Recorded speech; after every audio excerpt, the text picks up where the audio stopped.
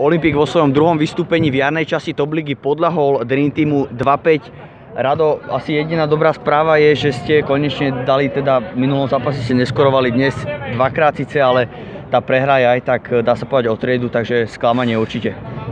K tomu sa môžem len toľko vyjadriť, že áno, sme radi, že sme konečne po dvoch zápasoch prelomili to strelecké mlčanie a dali sme nejaké góly, ale čo sa týka dneska toho výkonu a výsledku, tak je to určite u nás veľké sklamanie a s takýmto výkonom sa nedá hrať. Určite s takýmto výkonom nemôžem pomýšľať na to, že obhájime druhé miesto, ktoré sme dosiahli minulý rok. Dream Team vám odskočil výrazným rozdielom a potom už prakticky bolo rozhodnuté. Kde hľadať tie hlavné príčiny toho dnešného neúspechu?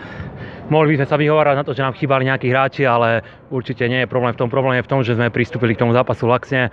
Dream Team hral výborne sa nás pripravil, určite zaslúžene vyhrali a povieme si pravdu, hrali dneska tú taktiku, ktorú hrávame väčšinou my, zo zabezpečenej obrany na rýchle breaky. Dneska im to vyšlo, dali prvé góly a nám sa už hralo ťažko do plných. Sympatické je, že ste neprestali hrať ani do tej poslednej minúty.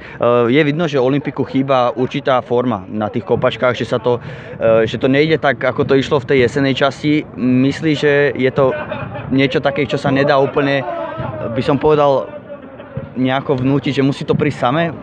Ja verím v tomu, že máme na to, aby sme podávali lepšie výkony a s tými výkonmi aj prišli aj lepšie výsledky a myslím si, že je v každom z nás, aby bol každý zápas ešte lepší a určite momentálne výsledky odpovedajú tomu, na čo reálne máme. Rado, ďakujem. Ďakujem aj ja. Vidíme.